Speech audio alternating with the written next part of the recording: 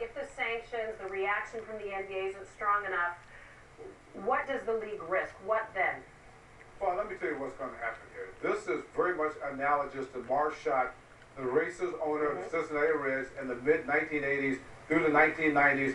She was rather loose with her tongue, saying stuff such as Hitler was good in the beginning, but he just went too far, calling her star black players her $1 million ends. And what baseball did back then was very similar to what's going to happen here. They suspended her. They couldn't take away her club, but they could make it very difficult for her. Remember, this was a good old boy network in the NBA as it was in Major League Baseball. So the fellow owners, it was just sort of like that water torture. Drip, drip, drip. They kept crushing her through suspensions, and finally she was forced to sell. And let me say this real quick.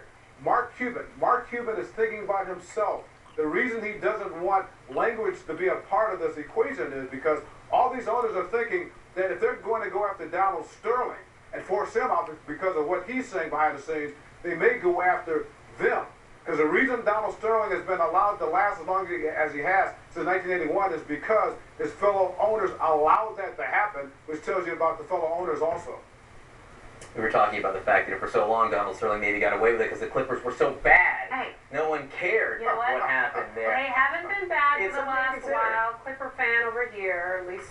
Terrence Moore, David recent Cornwell, years. thank you so much for joining us, adding My some pleasure. really, really Thank interesting perspective here. We do expect to hear what the NBA will do. That's at 2 o'clock, an important news conference. Watch it right here on CNN. You're going to have to move your nap time today. All right, a company claims in Australia to have found plane wreckage. They think it could be from Flight 370, but the head of the search committee remains skeptical because this area they say where they found it is thousands of miles away from the current search area. We're going to talk with aviation correspondent, who? Richard Quest, the man, the myth, the legend, is here about whether that is even possible. Yes, thank you.